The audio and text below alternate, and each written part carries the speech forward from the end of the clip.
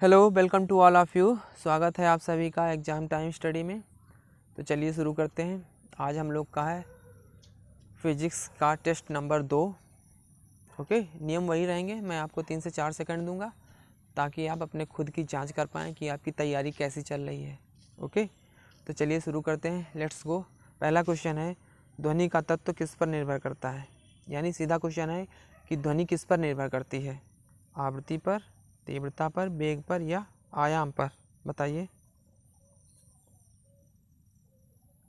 बहुत सारा क्वेश्चन है, सभी को पता है, कक्षा 8 से सब लोग पढ़ते आ रहे हो।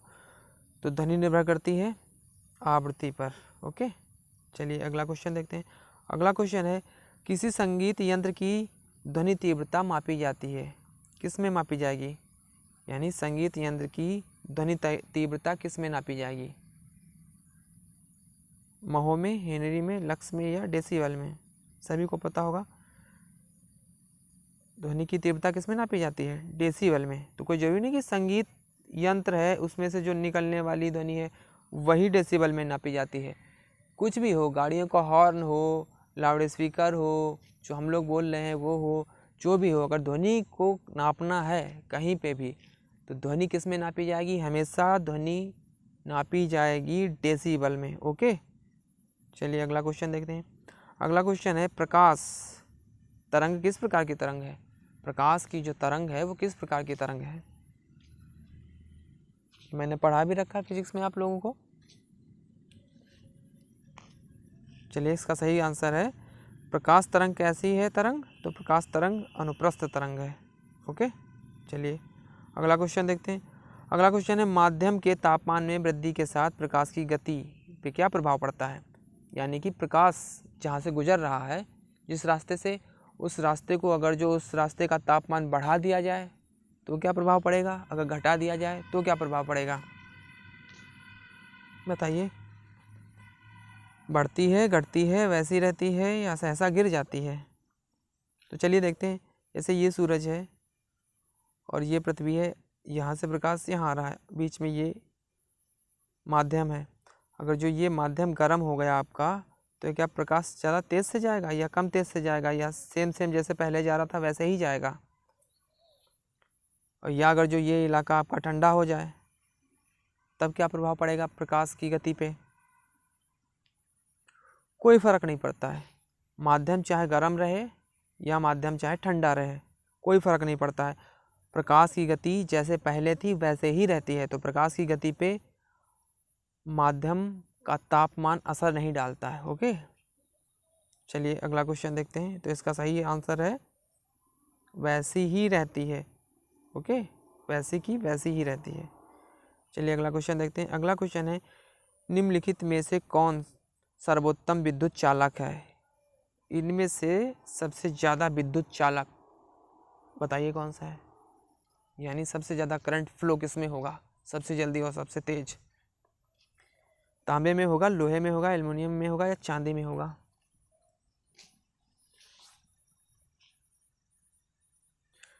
चलिए बताते हैं। इसका सही आंसर है चांदी। तो सबसे ज़्यादा विद्युत चालक क्या है इसमें से? नंबर 1 चांदी है, नंबर 2 पे आपका एल्युमिनियम आ जाएगा, नंबर 3 पे तांबा आएगा और नंबर 4 पे लोहा आएगा। ओके, अब चांदी के तार तो बनाए नहीं जा सकते हैं, इसलिए सेकंड वाले का हम लोग यूज करते हैं एल्युमिनियम। तो एल्युमिनियम के तार आपने देखे होंगे आपके घर के बाहर सब निकले हुए हैं तार, खंबे पे देखना सब एल्युमिनियम के बने हुए तार हैं। ओके, क्योंकि चांदी इतनी महंगी है इसके तार कहाँ बनाएंगे, है नहीं, लोगों को पहनने को तो मिलता नहीं है तो तार कहाँ से बनाए जा सकेंगे। ओके, पर चांदी जो है सबसे ज़्यादा विद्युत चालक होती है। ओके, तो चलिए अगला क्वेश्चन देखते हैं। अगला क्वेश्चन है, प्रत्यावर्ती धारा को दिष्ट धारा में कैसे बदला जाता है? यानी कि अल्टरनेट करंट को एसी को डीसी में कैसे बदला जाता है? अल्टरनेट करंट को डायरेक्ट करंट में कैसे बदला जाता है? प्रत्यावर्ती धारा को दिष्ट धारा में कैसे बदला जाता है? बताओ। मोटर द्वारा, ट्रांसफार्मर द्वारा, फिल्टर द्वारा या रेक्टिफायर द्वारा?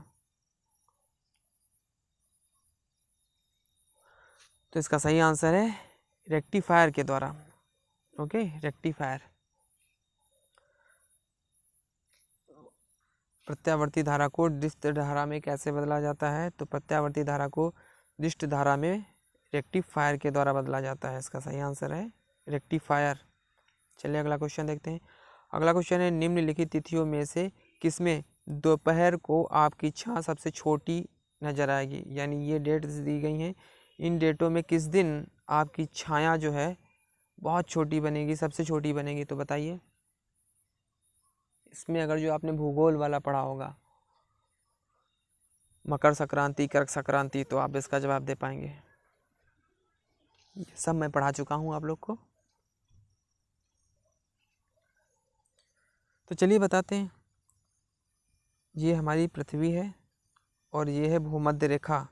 ओके, भूमध्य रेखा के ऊपर 23.5 डिग्री ऊपर यह है तुम्हारी कर्क रेखा।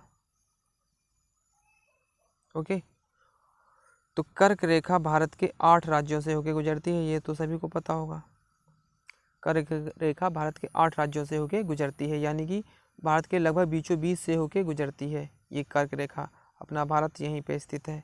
ओके, तो क्या होता है, जब कर्क रेखा के ऊपर सूरज होगा, जब कर्क रेखा के ऊपर सूरज होगा तभी तो आपकी छाया सबसे कम बनेगी। अगर इस साइड में होगा तब भी ज़्यादा बनेगी, इस साइड में होगा तब भी ज़्यादा बन जाएगी।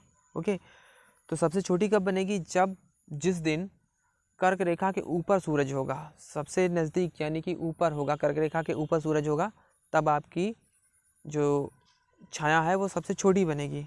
तो आप बताओ कर्क रेखा के ऊपर किस दिन सूरज आता है? चलिए बताते हैं। तो 21 जून को सूरज जो है हमारा कर्क रेखा के ऊपर होता है। 21 जून को सूरज जो है कर्क रेखा के ऊपर होता है। तो जिस कारण से हम लोग जब बाहर निकलते हैं तो जब सूरज हमारे सर पे है तो हम लोग की छाया क्या बनेगी? बहुत छोटी बनेगी। ओके, समझ गए? चलिए अगला क्वेश्चन देखते हैं। अगला क्वेश्चन है किसी तारे के रंग से क्या पता चलता है? किसी तारे के रंग से क्या पता चलता है? उसके दूरी का, उसके ताप का, आकार का या भार का? तो इसका सही आंसर है किसी तारे का रंग देख के पता चलता है उसके तापमान का। अगर जो तारा ब्लू है, अगर दूर से तारा तुम्हें ब्लू दिख रहा है तो यानी कि उस तारे का तापमान बहुत अधिक होगा। ओके, अगर जो दूर से तारा तुम्हें पीला पीला दिख रहा है तो यानी कि उस तारे का तापमान कम है, यानी कि वो धीरे धीरे तारा मर रहा है। ओके, तो तारे का रंग देख के हम लोग उसके तापमान का अंदाज़ा लगा सकते हैं। चलिए अगला क्वेश्चन देखें। श्वेत प्रकाश को नली में कैसे पैदा करते हैं? इस क्वेश्चन में फंस जाओगे। श्वेत प्रकाश को नली में कैसे पैदा करते हैं? तो इसका सही आंसर है श्वेत प्रकाश को नली में तंतु को गर्म करके पैदा करते हैं। ओके, आया हुआ क्वेश्चन है बीपीएससी 2005 में, तंतु को गर्म करके। ओके, चलिए अगला क्वेश्चन देखते हैं। अगला क्वेश्चन है मनुष्यों के लिए मानक ध्वनि स्तर क्या है? मनुष्यों के लिए मानक ध्वनि स्तर क्या है? ऑप्शन में से बताइए आप। 90 है, 60 है, 120 या 100? तो मनुष्यों के लिए मानक ध्वनि स्तर क्या है? 60 डेसिबल, 60 डेसिबल। ओके, तो आशा करते हैं आज का टेस्ट आप लोग को अच्छा लगा होगा। अगर अच्छा लगा है तो आपको पता है क्या करना है। ओके, चलिए मिलते हैं अगले टेस्ट में। Thank you.